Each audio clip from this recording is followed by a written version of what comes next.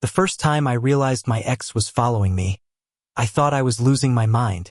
The second time, I nearly laughed at the absurdity of it because what kind of man dumps you out of nowhere and then pays someone to stalk your every move? Only the kind of man who swears he doesn't care while still making you the center of his private obsession. His name was Aaron. Mine's Daniel. We met in a college dorm in Boston, fell into bed before we knew each other's middle names, and called it love like most boys our age doll out. Fast, messy, and doomed. By the time we were 23, the summer after graduation, we were living together in a cramped apartment above a pizza shop in a small town in Pennsylvania, pretending we weren't falling apart. The breakup was brutal, the kind where silence feels like a blade. Aaron didn't give me a speech. No explanations, no soft landing. Just one night at the kitchen table, with the humming of the old fridge filling the space between us, he said, "I can't do this anymore," and walked out. What I didn't know then was that, instead of letting me go, he hired some middle-aged ex-cop named Frank to shadow me. Grocery runs, late-night walks, even my pathetic habit of standing outside the movie theater alone because I missed having someone to share popcorn with Frank reported it all. And Aaron, the man who supposedly didn't want me, read every line like a jealous husband in secret. For weeks, I didn't notice. I thought the world was just cruel in its coincidences. Why did I keep seeing the same red Chevy parked across the street? The same man jogging but never breaking a sweat? But one evening, sitting on the swings in the park with a beer I wasn't supposed to have, Frank sat down next to me and muttered, "Kid, I'm just doing my job. Don't make it harder." That was when the truth slapped me so hard I almost laughed. My ex couldn't love me, couldn't even look me in the eye, but he also couldn't stop watching. The irony was thick enough to choke on. By mid-July, the town was suffocating in heat. I busied myself with odd jobs stacking shelves at the hardware store, fixing gutters for cash. Anything to avoid thinking about Aaron, who still lived 3 blocks away, whose shadow hung over my every step like cigarette smoke. I hated him. I missed him. Sometimes those two feelings fused so tightly I couldn't tell where one ended and the other began. Then came the fire. It started in the middle of the night, sirens splitting the silence, the whole street flooding with flashing red. The old Miller warehouse, abandoned for years, was suddenly devouring itself in flames. People gathered barefoot in pajamas, watching from the curb. I should have stayed among them. But then someone shouted Aaron's name. He'd gone inside. I don't know if it was his stubbornness, his arrogance, or his instinct to save something he thought he still owned. But Aaron, my ex-boyfriend who couldn't love me properly and yet couldn't let me go, was trapped in the smoke. And in that moment, I didn't think of the betrayal or the detective or the summer wasted on heartbreak. I just ran. Inside it was hell. The heat licked at my skin like open palms, the smoke thick enough to blind. I found him near the stairs, coughing, clawing at his throat. His eyes met mine through the haze, wide and disbelieving, like he couldn't comprehend why I was there. "Daniel," he rasped, half collapsing into me. "You're an idiot," I spat, hauling him up, dragging his weight toward the door. "You were always an idiot." He laughed, choked, and nearly passed out before we stumbled out into the night air. Firefighters swarmed us, medics pulling him away, but not before his hand found mine in the chaos, holding on like a man drowning. And in that trembling grip, with soot staining his lips and tears streaking his face, Aaron whispered, "I never stopped. You're the only one. You always were." The words hit me harder than the smoke, because they weren't an apology, not yet. They were a confession, raw, desperate, and impossibly late. That night cracked something open between us. Not forgiveness, not yet, but a thread. Over the next days, Aaron hovered around me, bruised lungs and all, like a ghost unwilling to leave. He tried to explain. About the detective. About fear. About how love had terrified him more than the flames ever could. I didn't want to hear it. But every time I looked at him, I saw the boy I met in a dorm room, the boy who laughed at my stupid jokes, the boy who believed in forever until he didn't. And damn it, I still loved him. The town buzzed with gossip, of course they did. 2 boys tangled in fire and fate, whispers trailing us at the diner, the store, the church steps.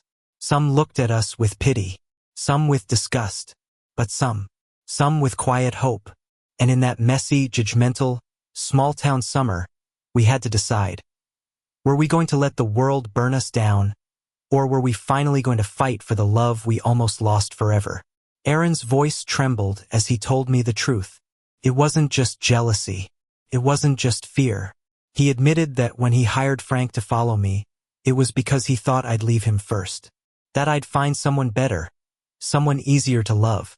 He wanted proof, or maybe he wanted to punish himself by reading about my life without him. He said every report Frank gave him was both a dagger and a lifeline because even when I was gone, he still had me in some way. I wanted to hate him for it. God, I tried. But listening to him was like watching someone bleed and realizing you're the only one who can stop it. You broke me? I told him one night on his porch, the stars dim behind the haze of lingering smoke. You don't get to just say you're sorry and expect me to hand myself back to you. His eyes filled with tears, and Aaron stoic, proud, impossible. Aaron didn't try to hide them. Then let me prove it, he whispered.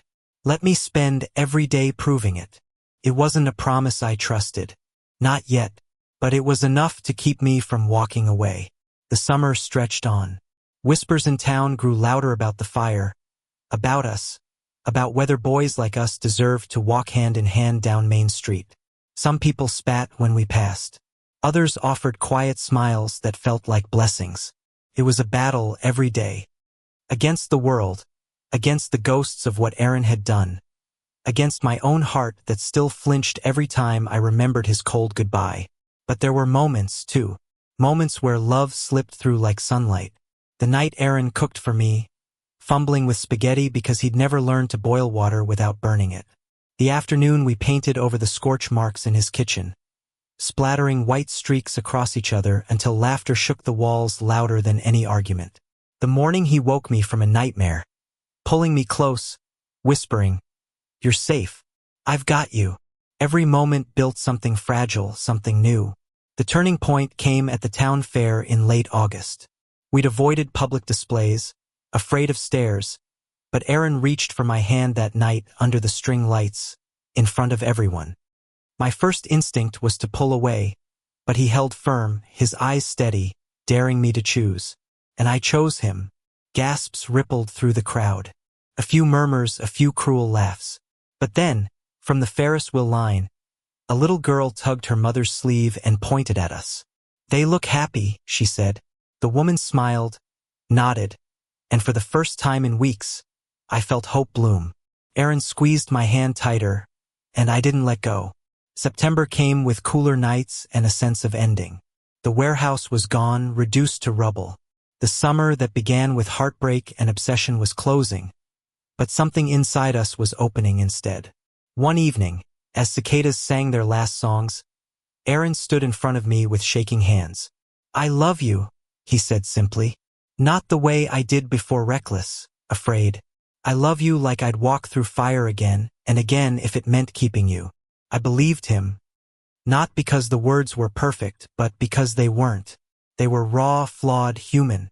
I stepped closer, brushed the hair from his forehead, and whispered back, "Then don't let me go this time." The world didn't magically soften. Some people still glared, some still whispered. But when Aaron and I walked through town now, we did it side by side. We carried the scars of the summer, the lies, the fire, the fear, but we carried them together. Love didn't erase the past, transformed it. And on the last warm night of the season, lying on the hood of his old car, stars stretching endless above us, Aaron turned to me and said, "You saved me twice. Once from the fire, once from myself. I'm never forgetting that." I kissed him then, slow and certain, the kind of kiss that felt less like a promise and more like a truth we were already living.